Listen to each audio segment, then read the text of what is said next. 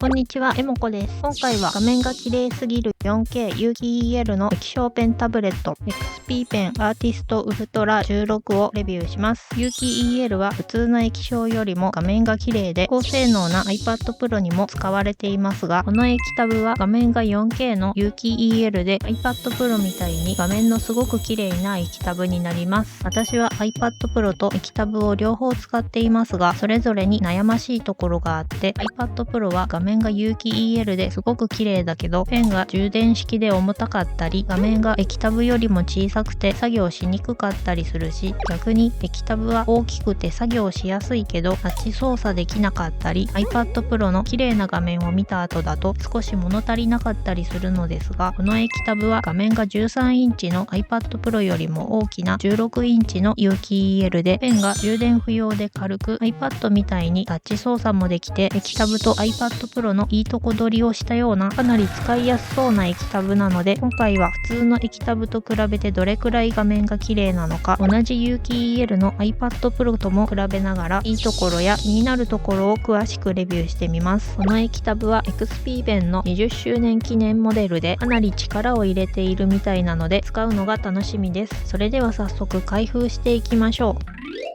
付属品は説明書、保証書、お絵かき用の手袋、クリーニングクロス、パソコンにつなぐケーブルと電源アダプター、便利な左手デバイスも最初から入っていました。公式サイトでお絵かきアプリがもらえる特典もついています。ペンケースには太めと細めのペンが2本と外芯や左手デバイスのドングルが入っていて、ペン先の芯抜きやペンスタンドの機能もついています。ペンは太さ以外にも細かな違いがあって、太い方は上側が消しゴムツールになったり、ペン先をフェルト芯に変えられて、細い方は上側に替え芯を収納できたり、横のボタンを取り外せるようになっています。どちらも充電不要で電池が入っていないので軽くて持ちやすいです。液タブ本体は黒とグレーのシンプルなデザインでかっこいいです。有機 EL は本体の厚みを抑えられるので、普通の液晶のアーティストプロ16と比べると厚みが半分くらいになっています。液タブの中では薄くて軽いので設置や片付けが楽にできそうです。右上に電源ボタン、画面の明るさを調整するボタンとタッチ操作のオンオフボタンがついていて、左上にケーブルを挿す穴が2つあります。裏側はアルミ製で、真ん中に液タブを冷やすための空気穴があります。よく見ると穴の形が XP ペンのロゴと同じなのが面白いです。モニターアーム用のベサマウントはついていません。大きなゴム足がついていて、絵を描くときに動かないようになっています。スタンドは後付けタイプで、裏側に両面テープがついています。スタンドを貼るところにガイド線があるので綺麗に取り付けられました。角度は2段階調整できて、手で押さえてもグラグラしないです。有機 EL なので画面をもっと薄くできそうですが、程よい厚みがあって手で押さえても曲がらないようになっています。レッドドットアワード受賞の人間工学に基づいたデザインで、下側が緩やかにカーブしているので、端の方を描くときに手が痛くなりにくいのが嬉しいです。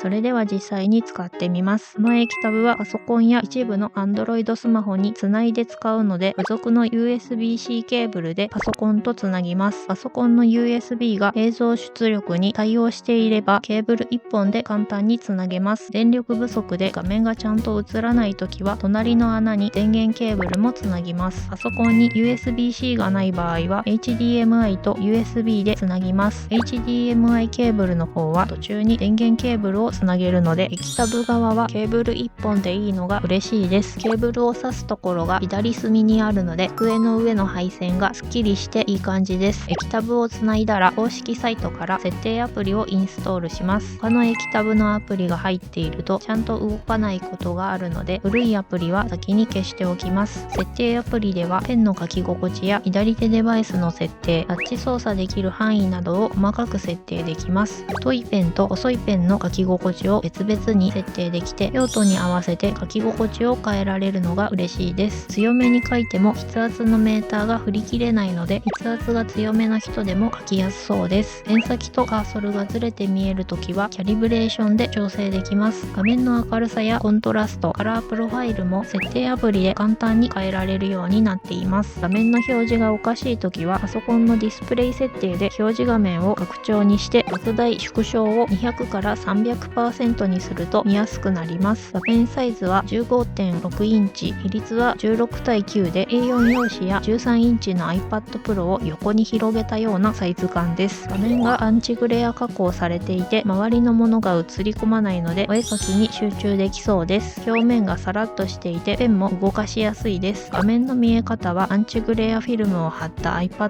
Pro よりもぼやけた感じが少なくて綺麗です。アンチグレアの画面は横から見ると白っぽく見えることがありますが、横から見てもあまり色が変わらなくて見やすいです。画面が直接アンチグレア加工されているのでフィルムの余計な厚みがない分綺麗に見えるのかも。ただフィルムを貼っていない iPad Pro と比べると少しぼやけた感じになるので、光沢タイプのくっきりした画面に慣れている人は気になるかもしれません。光沢タイプの画面は周りのものが映り込んだりペンがツルツルカツカツして描きにくいので、お絵描き用途なら個人的にはアンチグレアの方が好みです。解像度が 4K で表示が細かいのでドット感がほとんどなくて小さな文字やボタンも見やすいです。画面が公式域で発色もすごく綺麗です。工場でちゃんと色構成してカルマンから認証も取得しているのでクリエイティブな作業にも安心して使えそうです。色深度が10ビットで10億7000万色表示できるので、色数の多い写真や映像のカラーグレーディングにも使いやすそうです。有機 EL は色のグラデーションや明暗のコントラストが高い絵を綺麗に表示できる特徴があるので、そのあたりを普通の液晶と比べてみます。普通の液晶はバックライトで画面全体が照らされているので真っ黒なところが少し明るく見えてしまいますが、有機 EL は画面の点一つ一つの明るさを変えられるので、黒いところは光が完全に消えてちゃんと真っ黒に見えます。なので色が少しずつ変わるグラデーションや明るいところと暗いところの差が大きい絵は普通の液晶よりも有機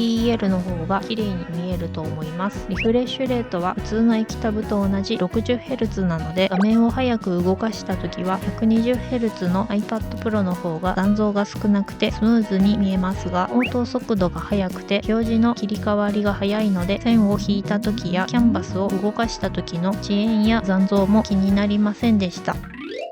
次はペンの書き心地をチェックしてみます。この液タブは筆圧感知と傾き検知に対応しているので、ペンの筆圧や傾きで本物の筆で書いたみたいに線の太さや色の濃さを調整できて書きやすいです。性能の低いペンは書き始めに少し筆圧をかけないとちゃんと線が書けないことがありますが、このペンは画面に置いただけのような軽めの筆圧もちゃんと認識してくれるので、液タブの中ではかなり書きやすい方だと思います。ペンをゆっくり引いた時になみなみする感じもほとんどなく、まっすぐな線が引けました。画面が奥に引っ込んでないので視差が少なくてちゃんとペン先から線が引かれているように見えて書きやすいです。線が遅れて書かれるような遅延も気になりません。この液タブはタッチ操作にも対応していて iPad と同じように2本指タップで一つ前に戻ったり、ピンチ操作で拡大縮小や回転もちゃんとできたので iPad のタッチ操作に慣れている人も使いやすそうです。3から5本指のジェスチャーにも対応していて、3本指タップでフローティングメニューを表示できます。メニューにはよく使う機能やキーボードのショートカットを登録できて、左手デバイスのようにワンタッチで呼び出せて便利です。他にも4本指で下にスワイプするとメインモニターをペンで遠隔操作できたり、5本指タップすると仮想キーボードが出てレイヤー名を入力できたり、マウスやキーボードを使わなくてもタッチでパパッと操作できるのが結構便利です。アームリジェクションにも対応していて、ペンが画面の近くにあるときはちゃんとタッチ操作が無効になって誤作動を防止してくれます。ペン先が画面の近くにあってカーソルが表示されているときはタッチ操作が無効になるので、タッチ操作したいときはペン先を画面からしっかり離さないといけません。 iPad はペン先を画面から少し離すだけでいいので、それに慣れている人は気になるかもしれません。手の方が先に当たるとたまに誤作動して点が書かれることがありますが、フリップスタジオの場合は環境設定のタッチジェスチャーで指でツールを使用をオフにすると点が書かれなくなって快適です。液タブの右上にタッチ操作のオンオフボタンがあるので、タッチ操作が使いにくい人はタッチ操作をオフにして付属の左手デバイスを使うのがおすすめです。画面を2本指タップで1つ前に戻る操作も左手デバイスのボタンを1つ押すだけの方が楽だったりするので、タッチ操作は無理に使わなくてもいいと思います。ただキャンバススの拡大縮小や回転はタッチ操作の方がやりやすいし、左手デバイスのボタンが足りない時にフローティングメニューでボタンを増やしたりもできるので、左手デバイスとタッチ操作をうまく使い分けるのが良さそうです。